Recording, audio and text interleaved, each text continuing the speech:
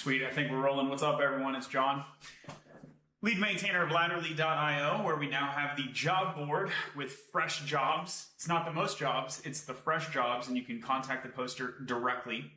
I'm super excited to see people using this. Okay, and tons of other features. I mean, it's not just a job board, right? But that's kind of the new feature. In this video, we are going to make a bird photographer app. This will be a 45-minute stream-ish. The purpose here is pedagogical, teaching tool. So I have a student and we have gone through the trial by fire. You can go to the YouTube channel for Ladderly and search the trial by fire. You can go to the Grow checklist, standard checklist, where if you want to learn to code, this is just the place that you start. Let me log in and show you what it looks like. I'm going to do the Google login. You can sign up with Google. Is that not working? What's going on?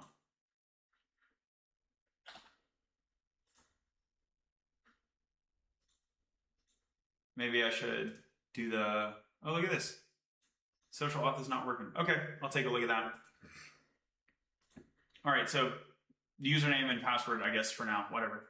And you go to the checklist, right? The standard checklist is kind of the default path if you want to learn to code and land your first programming role. If you're already a senior programmer, you're going to be skipping a lot of these and like skip towards the job search stuff at the end. But the trial by fire is like one of the first things. It's vanilla JavaScript, HTML, CSS, starting with the fundamentals, starting with the basics, the JavaScript DOM API, and you just do a project. You do a simple HTML blog, because we all know what a blog is, right? So it's a simple mental model. All right, so the student's already done that, and then when I do the mentorship program, after we do the basics, then I encourage them to do a passion project, a capstone, something that's special to them. And this student is interested in bird photography. Actually, I don't really know the details, but I'm going to do kind of a starter project for them as a pedagogical tool. Instead of saying, hey, like go make this complicated thing from scratch, I'm going to say, here's like a starter. Let's talk about it and then tweak it as you see fit. So that's the motivation. And there's going to be a UI where I can like see bird pictures and like hit a button to like photo it. And that's going to generate like an image, like a snapshot that's a cropped photo. Then I'm not sure what I want to do with that. I think the student was talking about training a classifier off of that and like auto classifying the like what kind of bird it is or something. Probably not going to do that part, but we'll architect the app in a way that enables that addition. Does that make sense? Okay, so I got the public repo, node template, node get ignore defaults. So we'll be using Node.js, MIT license create, and I am the owner. And we'll bring this up in VS Code. Close whatever Ladderly stuff I was working on recently. By the way, Ladderly is open source. Your contributions are very welcome.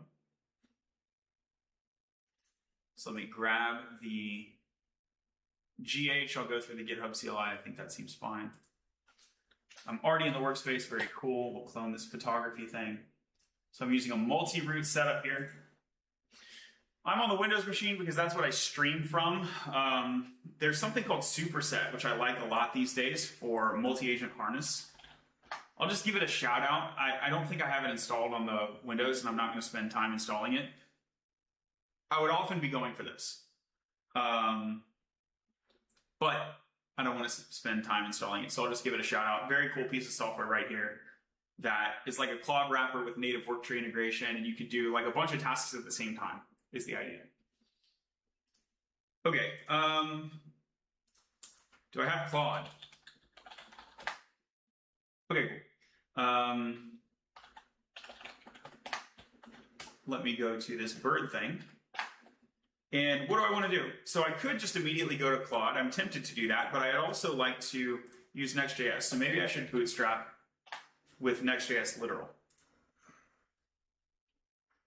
So I'll go ahead and do one of these before I intro the Claude.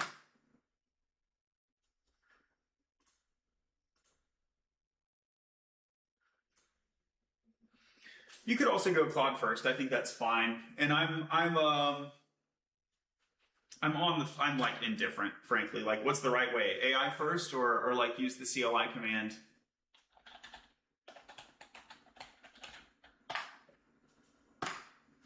Part of me wants to say, use the AI only when you need it. And if you don't need it, don't use it. That's kind of the intelligent default approach, is that you intro a tool when there's a need. But the other part of me is like, look, AI is so it's so common, it's so normal, that you can just take it as a starting point now. And I think that's fine. And when I do spin up the Claude CLI, you can also run bash commands directly inside the Claude CLI. And that's really nice because you're giving awareness to your agent about what you're doing. I just worry about the superfluous usage of tokens. So some of this is going to be related to like, what's your token budget, right? I have the Claude Max. So I have a lot of tokens. I'm not going to run out of tokens in this session. Let's go ahead and commit that. Come over here. Let me collapse a bunch of these.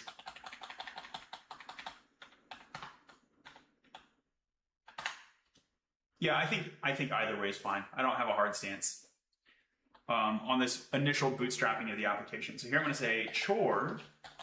Oh, and look at that. It bootstrapped with an agents. That's nice because otherwise I would be doing the Claude init first and I would have to define the instructions. But I think this is like the first time that I'm seeing that whatever the latest Next.js has ships with an agent. So this is actually a good reason to go CLI first if they are going to spawn the instructions in a way that's like quote unquote best practice for the AI. So I'm actually glad that I did it this way. And I said core, I meant to say chore, and this is just going to be init Next.js. Okay. Let me make sure I'm doing right by the chat. Welcome in, everybody. Someone's called Starborn, welcome in. And oh, a few likes on the video already. Thank you so much. On TikTok, do we have anyone from the other channels? It looks like we're mostly on TikTok right now. Welcome in, welcome in.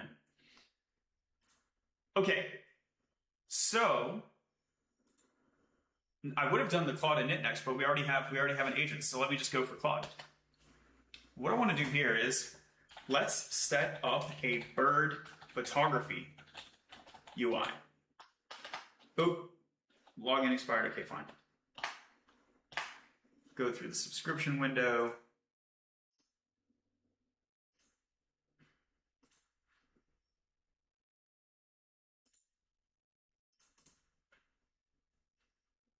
Cool, that's authorized and enter to continue. And I hit the escape key to interrupt because I wanted to do a line break, not a submission there. Okay, up arrow. Let's set up a bird photography UI. I think with the embedded terminal here, it's on Windows, it's Alt Enter. Yeah, that'll let me line break if you hold the Alt key and Enter. When I'm in the superset, it's hold Shift and push Enter. So it varies a little bit by the harness or the terminal that you're using. I don't actually remember which one it is on the Mac terminal, whether it's Shift or Options or something. So let's set up a bird photography UI. And what do I want to be here? Let's start with fixed size mock images that can internally hold just some floating text, which says, you know, bluebird or redbird or crow, etc. Man, I did it again. Shift. I meant to do okay, this. Let's have a library of 5 to 10 distinct birds. Let's have some randomly spawned background scenes. The birds will fly around and the user will view the animation and the user will have a kind of like a fake, a simulated camera with a cropped area. Just show a border box outline to represent the portion of the view included in the portion of the view included in the simulated lens, simulated camera lens. Does that make sense? So there's like, here's like the whole scene, and then there's like this little part that the camera is going to focus on. The user can move the lens around and click a button to snap a photo, which is a cropped image of the scene content in the lens area. Starborn is saying, don't forget the negative prompts. So let's see, what kind of a negative prompt would I do here? I actually typically avoid negative prompts because they can be confusing to the model, but they can be useful if there's a specific thing that I don't want here. What do I not want here? Here's what I'll avoid, double negatives. Don't not be mobile friendly. That's a bad negative prompt. You should just say something like ensure mobile friendliness, which is a fine instruction, but it's not a super high priority for me. So I'd be happy to chain the conversation, like get this working and layer on mobile friendly behaviors in a later step. So this is not doing like a whole kind of like specification driven or plan driven. This is not a whole plan driven development. This is just kind of a one-shot starter. And both places have their value, but I don't really have a complicated architectural opinion here. So I don't think that I need to give it a lot of context. Is there something that I definitely want to avoid? Nothing's coming to mind at the moment, so I'll submit this. I'm sure something will come up, but I'll just add that later. Add that later in the conversation. Something I maybe should have included, but I can include it now or in a second layer. I'll queue up the second prompt, and that is that I'm going to want to replace these floating text boxes with actual PNG images.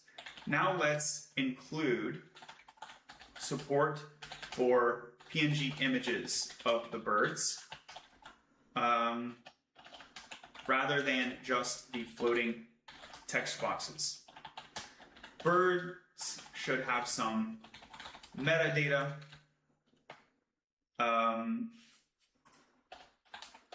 including a name, ID, bird ID, and an image URI. What's called an image URI.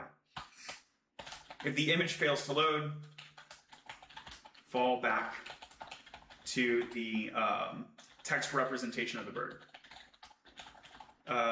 Text representation of the bird.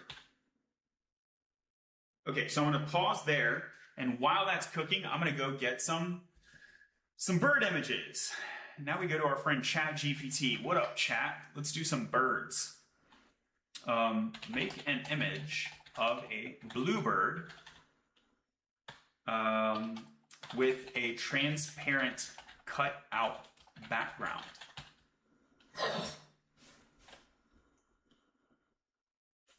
Let the image be square. I don't know if that's a very good prompt. We'll see. We'll see how it goes. And maybe I shouldn't even be using chat. So bird images.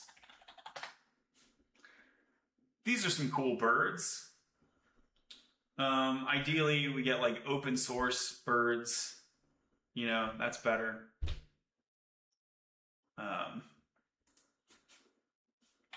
Let's look for that. Open source cutout bird, or like open source birds with transparent background. How about that?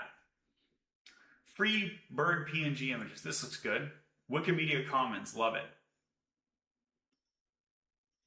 We'll just look at a few of these. Yeah, this is kind of what I want. Let's get this. Free download. Great. You want everything, right? Can I get the PNG just like this? Let's see. Maybe I'll give him my email. We'll see. I'm gonna go over here first.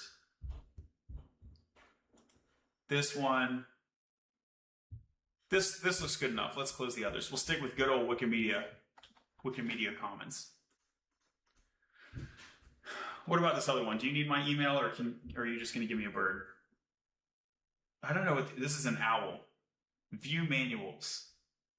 Nope, no thank you. Free download. Ooh, what is this overlay? Yuck. Yeah, this is cool. It's not exactly a square, but I don't really care. Medium. Ideally, they're kind of like normalized on dimensions, but I don't really care. I'll get this small one. I'll get this small one. Let's see. Oh, whatever. You want my stuff too. Bye.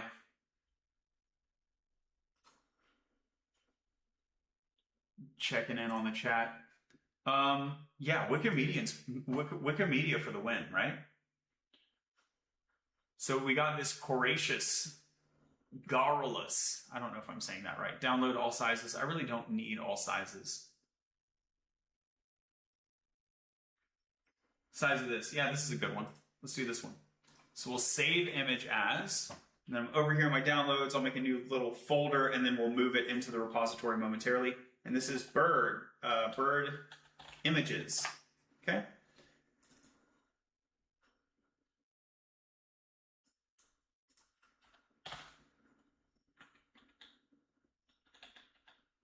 Okay, there's one. I'm trying to get 5 to 10 of these. One. And I guess my rule is that I'm going to go under 1,000 pixels, and then I can just normalize them to 1080 by 1080 on the code side. A goose. We definitely need a goose. Absolutely. Little Linux penguin. Sure. A kiwi. Sure.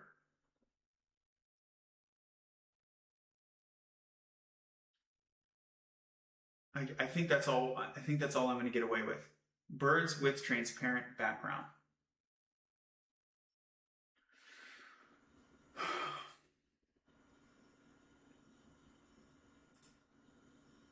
What about this?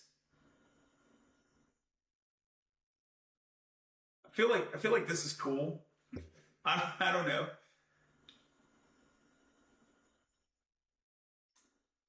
Ew, that's blurry. I don't like that. Oh, okay, it loaded. This is an Alpine Swift. Sure, let's get an Alpine Swift. 1, 2. Oh, that's a tiny little guy. We're not gonna count you. Sorry, buddy. 1, 2, 3. Come on, my Alpine Swift from Turkmenistan. 4. And I already got you. So 1, 2, 3, 4. I need 2 more.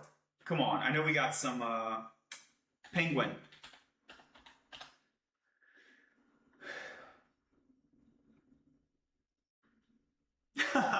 Yeah, this can work.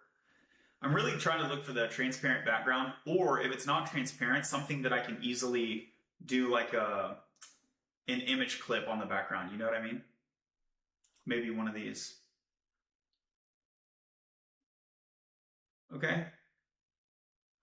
We'll do one of those too. So we got a penguin. What else do we want? We want an eagle, of course. America, right? So here's a good example. It's like not transparent, but I can probably clip the background.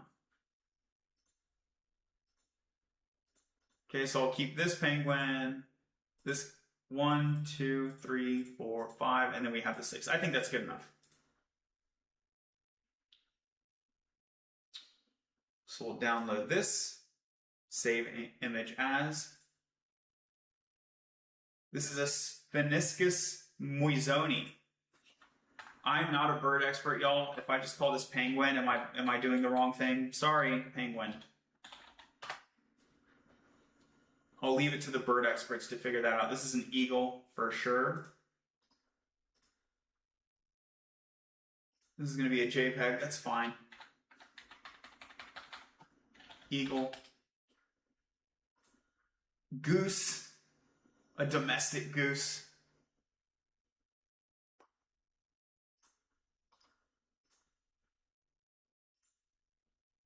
Yeah, let's call it a domestic goose. That works for me. Kiwi, very cool bird right here. Kiwi bird. Not to be confused with the fruit, right? And this is called a swift. This is called an Alpine Swift. I don't actually know if that's even the right name, but whatever. Alpine, Alpine, Swift. Good. And then over here we got a Bluebird. Let's go ahead and download this one as well.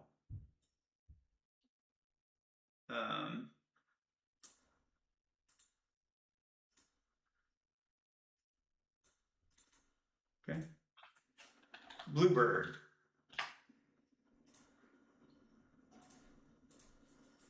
Okay.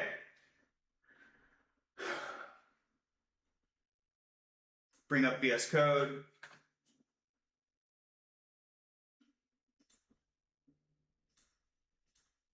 We already have a public dir, so I will bring the bird images over there. And I will just drag it like so and stage it.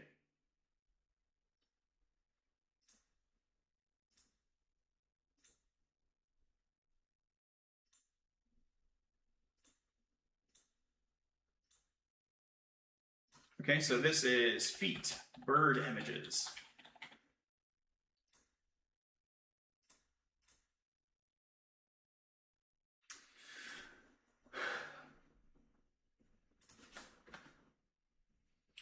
So this could be a case where I can do some stuff in parallel. You're building that, sure, why not? Let's see if this works. I don't know if this will work.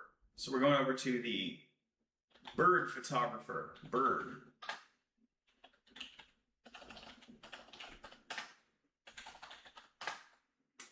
Okay, and here I'm going to say Claude. Yes, I trust this folder. Yes, I do. And I'm going to say create like in a work tree, in a new work tree with a distinct branch name. Create a script that transforms or that normalizes the bird images in, and let's get this path right. So this is going to be, we're in the bird photographer directory, so it will be relative to here in bird photography, and I'll hit it with an asterisk like that. That normalizes the bird images and bird photography. The outputs should be PNG files of size 10, we'll just call it 1000 by 1000.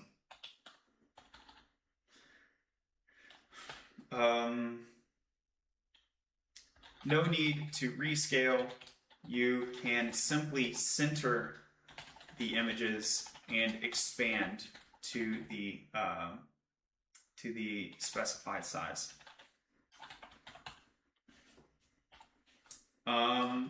Unless the image is already over 1000 px in size, in which case first resize to be under the limit and then normalize. Okay. We also want to make sure the backgrounds are transparent. So only the bird and an optional outline are rendered. And here's a good place for a negative prompt, right? I don't want to see the existing backgrounds rendered in the web UI.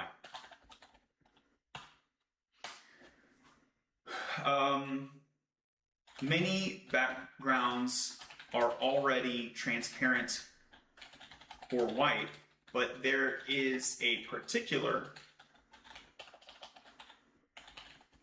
image with a blue background. That is, let's get that specific one. Yeah, it looks like actually 1, 2, 3. It looks like they're all transparent, with the exception of this one.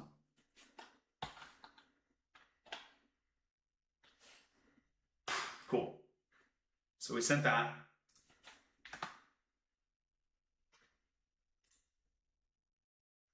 Staging these.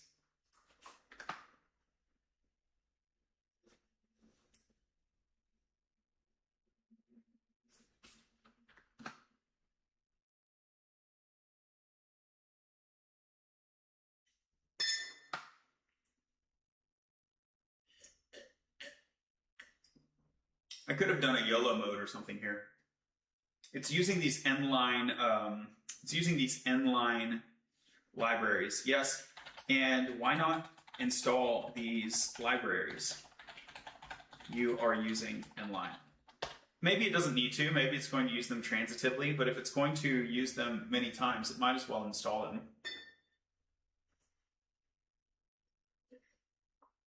I do like to use the question-driven prompt. So I typically like positive, clear instructions, be concise.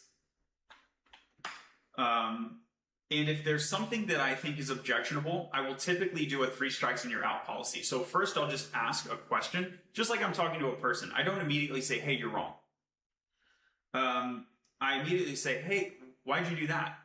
And if they give me an answer that I think is underwhelming, the second pass that I do is, please compare and contrast to this alternative that I have in mind. And then maybe they actually do a compare contrast and actually like their solution was better for another reason I didn't think about. Great. That's why I'm using these soft touch questions, compare contrast. And then only in the 3rd strike, if I go, why'd you do that, kind of open-ended, underwhelmed, compare contrast, it's still underwhelming. And the particular that I had in mind, I'm convinced is better. 3rd strike is like, thank you for the information, please. I would prefer the other one. And then optionally for reasons X, Y, and Z, if I think that the model or the human is kind of like missing the point or like underweighting or underlighting, like not highlighting, not emphasizing, etc. I'm using all these terms synonymously. There's this idea of the model weights and the language model. And when you're giving context, what you're technically doing is activating weights and memory. So you're kind of steering attention. And you can steer attention with both AI and with humans.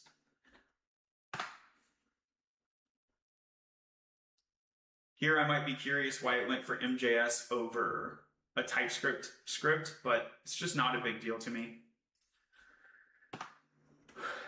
In this case, it even went for Python. That's interesting. I'm totally fine with that, honestly.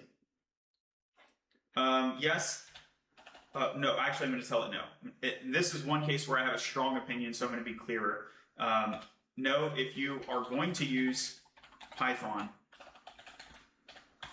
make sure you use UV, not pip.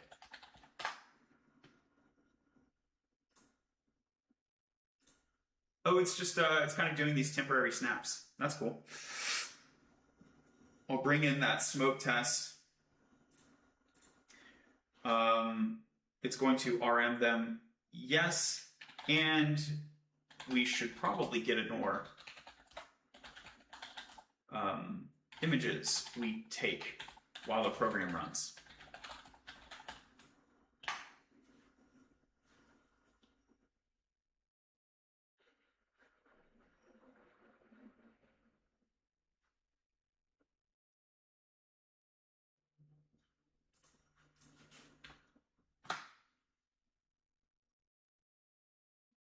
Okay, so it appended to that get ignore.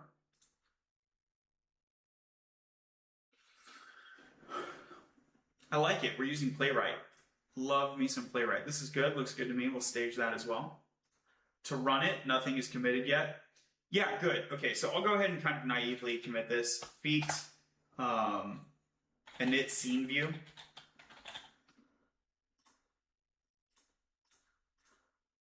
We'll see where this guy's at.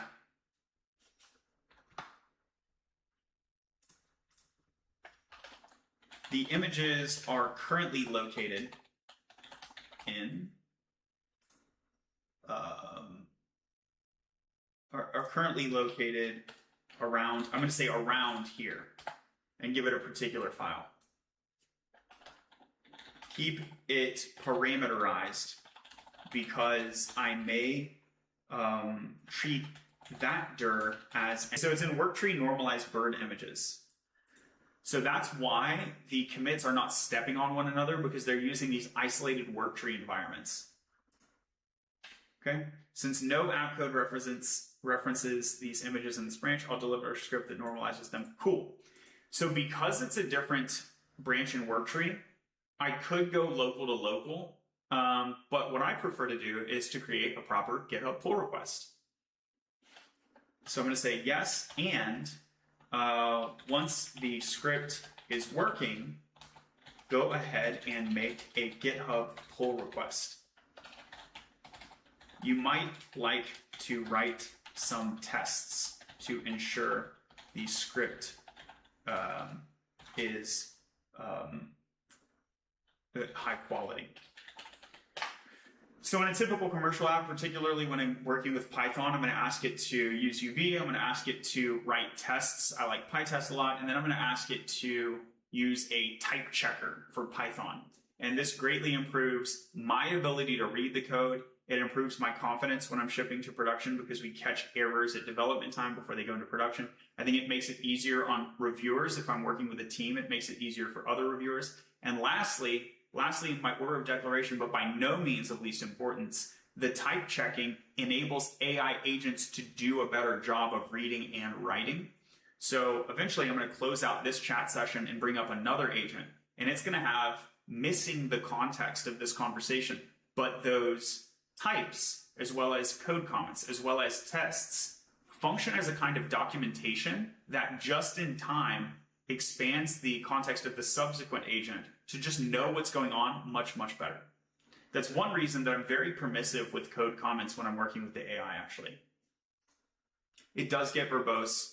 I do notice it's a common pain point. I do notice that the AI agents be making lots of comments. Sometimes I'll, like, if I'm working on this project for a long time, I will tune the instructions for comment quality. But my naive or initial disposition is just let it be verbose. You see, for example, here, this line's 45 to 51. I might read it as a human and go, this is kind of like more than needs to be here. But my naive disposition is just going to be to tolerate it. And then if it becomes a real pain point later on, then I will tune those instructions, and then I'll do like a big pass through the app to like clean up comments if I want to.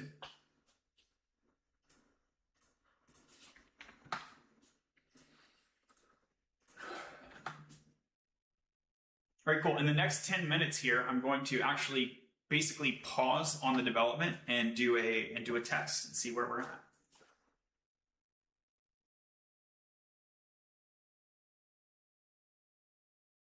So we got this next public image dir, and it's running that as a command line argument. That's fine. Here it has optional handling. I'm happy about that.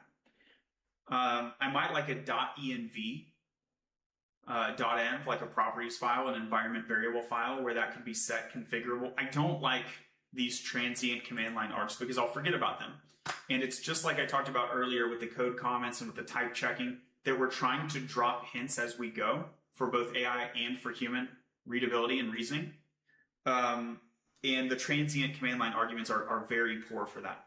The good thing is this actually has a code comment, which explains this a little bit. So that's better than nothing. But I typically like to pull those into a centralized location, an environment variable file, a property file, or so on. Two things you'll care about for the normalization pass. Yep, you see it called out the Eagle JPEG. Okay, that's fine. You can go ahead with all that. Oh no, my live ended. What happened? My TikTok live ended, but I didn't end it. What happened? I wonder why that happened. Did I push something wrong? Okay, well, I think YouTube is still here, and Twitch is in the house. What up, Twitch? Cool. Am I streaming to LinkedIn right now? I wonder if my LinkedIn people are here.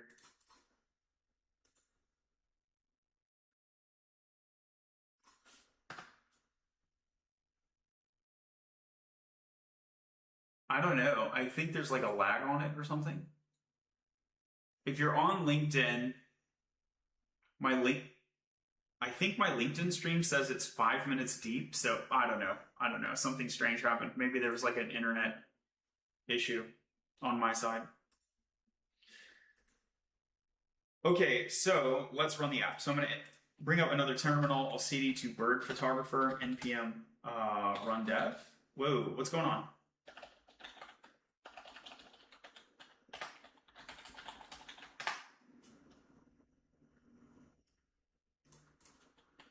Okay, npm run dev errors for me. Go ahead and launch the app so I can do a manual functional test.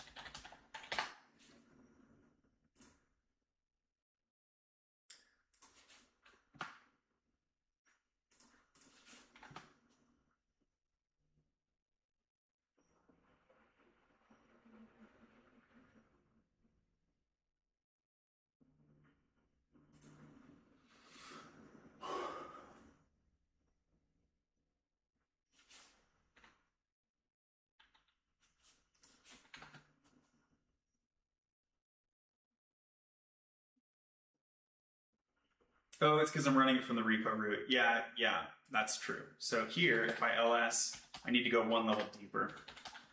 Yeah, I'll omit to do that for now because it looks like Claude is already doing this. It's already running. Cool. Here we go. Let me grab this. I'm not super crazy about the embedded one.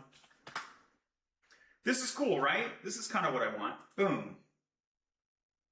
Oh, you know what? I didn't even think about the case where there's multiple birds. Boom. Give me all the birds. I want points or something. Give me a new scene. Ha! Let's go. That's why we love Claude. Look at this, dude. Isn't this great? And you could do things like biomes, like when I hit new scene, maybe it's a different biome, and it's like penguins are in this biome and whatever. But I think this is fantastic for the time we've been together. What, 30 minutes or so? 40 minutes, I guess. So here, this is going to be the primary feature is bird image base. I'm using the conventional commit style here. I'll try to fold in this additional pull request. Okay, so this is being generated over here. Normalize these images, great. I'm gonna go ahead and merge this.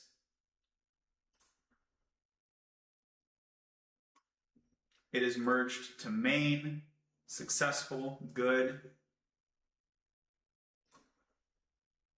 Okay. I'm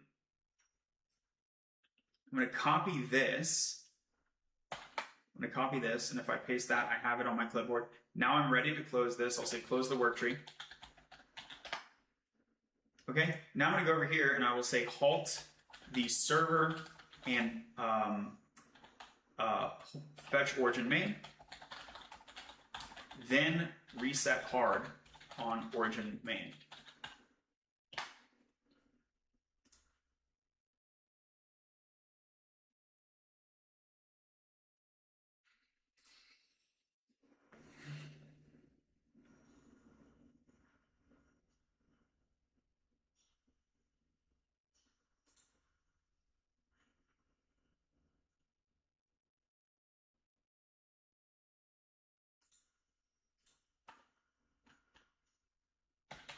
Okay, so I close all this. That's cleaned up. We can delete that one now. We're over here. It stopped it. Great. It's doing a net stat to make sure localhost 3000 is down. Success. Very nice job. It's grabbing origin main. And it's echoing the short status as well. So it's kind of already understanding what I merged in.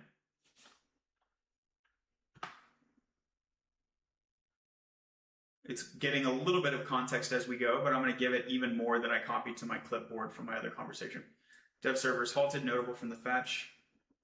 So the eagle transparency, you want me to relaunch? Yes, but before relaunching, please note the eagle should now be normalized, to JPG. And then I'll paste that. I'll say some other notes.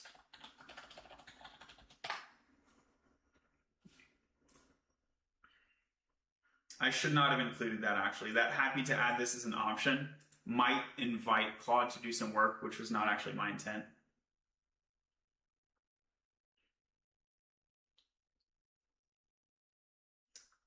Cool, so it's fixing the one JPG to PNG differential.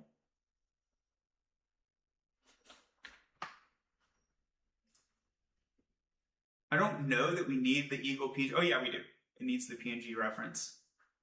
Is the normalization taking place in place?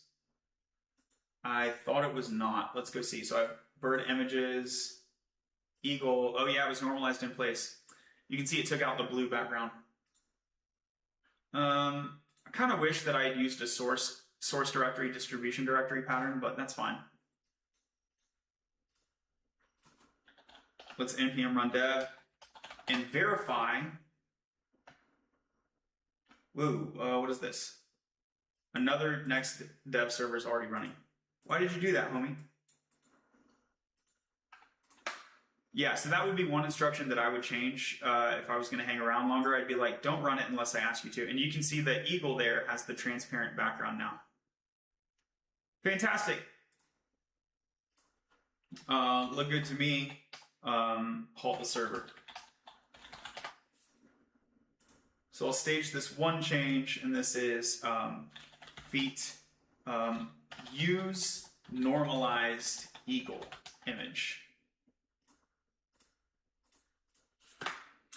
So I hope this was an interesting kind of like case study in how to kind of like quickly make a little app that might be a nice portfolio piece for you. We were able to use multiple clods for some concurrent development with work trees. And yeah, even if you're on Windows, like you can still do it. I mean, I like developing on a Mac, but it's by no means a hard requirement.